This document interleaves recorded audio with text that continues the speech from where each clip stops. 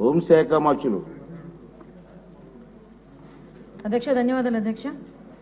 సభ్యులు అడిగిన క్వశ్చన్కి అధ్యక్ష, గ్రామ వార్డు సచివాలయంలో మహిళా సంరక్షణ కార్యదర్శుల జాబ్ చార్ట్ వివరాలు ఏమిటని ఇచ్చారు అధ్యక్ష.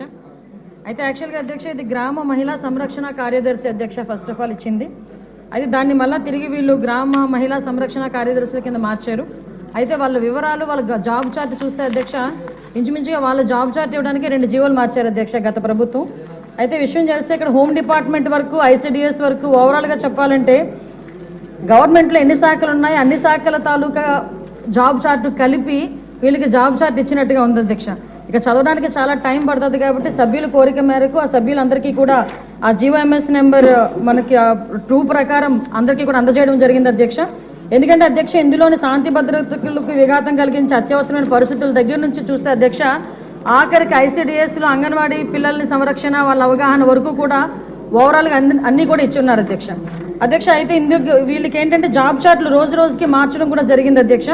మార్చడానికి జరిగిన కారణం కూడా అధ్యక్ష ఫస్ట్ వీళ్ళని మహిళా సంరక్షణ కార్యదర్శి నుంచి మహిళా రక్షణ కార్యదర్శుల కింద మార్చిన తర్వాత ఆటోమేటిక్గా వీళ్ళు జాబ్ చార్ట్ కూడా మార్చడం జరిగింది అధ్యక్ష.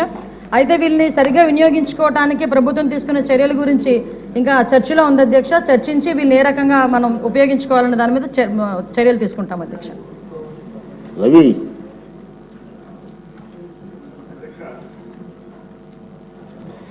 గౌరవ మంత్రి గారు చెప్పినటువంటి ఆన్సర్ అయితే సభ్యుడిగా నేను క్వశ్చన్ చేశాను అధ్యక్ష, నాకైతే అందలేదు అధ్యక్ష. గవర్నమెంట్ నుంచి ఆన్సర్ అయితే నాకు అందలేదు అధ్యక్ష. ఇదొకటి. రెండవది అధ్యక్ష, గత ప్రభుత్వం సచివాలయం అనేటువంటి వ్యవస్థని తీసుకొచ్చి అందులో ఒక 11 మంది 12 మంది ఎంప్లాయీస్ నియమించారు అధ్యక్ష. దాంట్లో ఇది ఒకటి మహిళా సంరక్షణ కార్యదర్శి అని చెప్పి మంత్రి గారు చెప్పినారు అధ్యక్ష. ఫస్ట్ ఇచ్చింది అది కాదు అధ్యక్ష. వాళ్ళు ఫస్ట్ నోటిఫై చేసింది ఆంధ్రప్రదేశ్ మహిళా పోలీస్ స్పెషల్ సర్వీసెస్. వాళ్ళని ఏం డిజిగ్నేట్ చేశారంటే మహిళా police and women and child welfare assistant ward women and weaker sections protection secretary బ్రాకెట్లో ఫీమేల్. ఇది ఫస్ట్ నోటిఫికేషన్ అధ్యక్ష. రెండో నోటిఫికేషన్ అధ్యక్ష GOMS నంబర్ 129/10/2019 డేటెడ్లో ఇచ్చారు అధ్యక్ష. అంటే ఇది ఫస్ట్ రిక్రూట్మెంట్ చేసేటప్పుడు ఇచ్చిన నోటిఫికేషన్ అధ్యక్ష.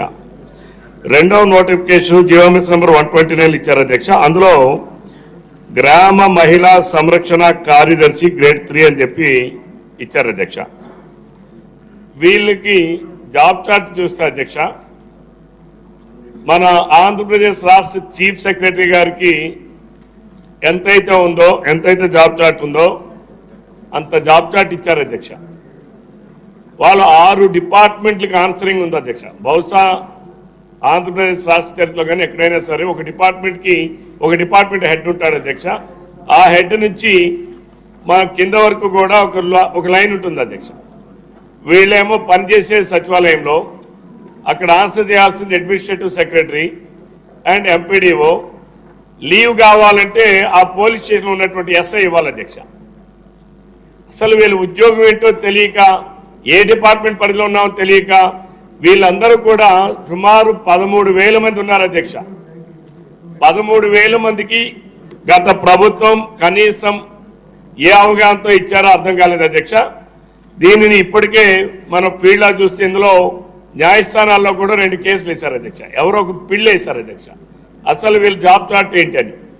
మరికొందరు 2 నోటిఫికేషన్లో ఒక నోటిఫికేషన్ మేము ఓన్లీ మహిళా కార్యదర్శిగానే మేము నియమించబడ్డాం కాబట్టి మేము పోలీస్ డ్యూటీలకి మేము ఎందుకు వెళ్ళాలి, ఆ GOMS నంబర్ 59 ప్రకారం మేము పోలీసులం కాదని చెప్పి వాళ్ళు కేసు వేశారు అధ్యక్ష. ఈ 2 ఇంకా స్టిల్ కోర్టులో పెండింగ్ ఉన్నాయి అధ్యక్ష. నేను ప్రభుత్వానికి అడిగేది, మీరు ఇప్పటికైనా దానిని ఉపసంహరించుకుంటున్నారా? వాళ్ళు పోలీస్ డిపార్ట్మెంట్లో కొనసాగించాలనుకుంటున్నారా? పోలీస్ డిపార్ట్మెంట్లో కొనసాగించండి. లేదా ఉమెన్ అండ్ చైల్డ్ వెల్ఫేర్ డిపార్ట్మెంట్కే మీరు కన్ఫైన్ చేస్తారా? ఉమెన్ అండ్ చైల్డ్ వెల్ఫేర్ డిపార్ట్మెంట్కి కన్ఫైన్ చేయండి. ఇది మానసిక క్షోభ అధ్యక్ష. పాపం వాళ్ళు అందరు ఆడపిల్లలు అధ్యక్ష. అర్ధరాత్రి పోలీస్ స్టేషన్ పిలిచి నువ్వు బందోబస్తుకి వెళ్ళమంటాడు అధ్యక్ష. అసలు పోలీస్ మాన్యువల్ ప్రకారం పోలీస్ రిక్రూట్మెంట్ ప్రొసీజర్స్ ఏంటి అధ్యక్ష? అండర్ 1864 యాక్ట్ ప్రకారం, పోలీస్ యాక్ట్ ప్రకారం రిక్రూట్మెంట్ ప్రొసీజర్ ఇస్ డిఫరెంట్. వీళ్ళని తీసుకెళ్లి పోలీస్ అని చెప్పి ఎట్లా దానిని ఇచ్చేస్తారు అధ్యక్ష? అంటే ప్రభుత్వానికి ఒక అవగాహన లేనప్పుడు కింద పనిచేసేటటువంటి సిబ్బందికి ఏ రకంగా ఇది ఉంటుంది? ఆడపిల్లలందరూ మానసికమైనటువంటి క్షోభకు గురవుతున్నారు. ప్రభుత్వం సత్వరమైన నిర్ణయం తీసుకోవాలి అధ్యక్ష. వాళ్ళని women and child welfare and protection ఏదైతే ఇంకా మనం పెట్టాలనుకుంటే వాళ్ళని ఎంపవర్మెంట్ ఆఫ్ ఉమెన్ ప్రోగ్రామ్ కూడా ఇన్వాల్వ్ చేయండి. ఆ రకమైనటువంటి జాబ్ చార్ట్ చేసి ఉమెన్ అండ్ చైల్డ్ వెల్ఫేర్ డిపార్ట్మెంట్కి మాత్రమే కన్ఫైన్ చేయండి. ఎందుకంటే పోలీస్ యాక్ట్ ప్రకారం వీళ్ళు రిక్రూట్మెంట్ చెల్లదు. ఓకే, కాబట్టి దానిపైన మంత్రి గారు సమాధానం ఇవ్వాలని చెప్పి కోరుతున్నారు అధ్యక్ష. హోమ్ మినిస్టర్ గారు 1 minute. ఈ క్వశ్చన్లో 5 సబ్జెక్ట్స్ సిగ్నేచర్స్ ఉన్నాయి. 5 మాట్లాడిన తర్వాత 5 కలిసి ఒకటే